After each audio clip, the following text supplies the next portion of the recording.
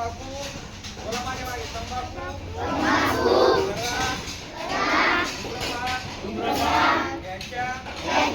दुष्परिणामाची मला जाणीव आहे म्हणून मी जन्मभर या व्यसनापासून दूर राहण्याचा संकल्प करीत आहे माझे घर आणि माझ्या आजूबाजूच्या परिसर तंबाखूमुक्त राहावा इतरांनी तंबाखूजन्य पदार्थाचा परित्याग करावा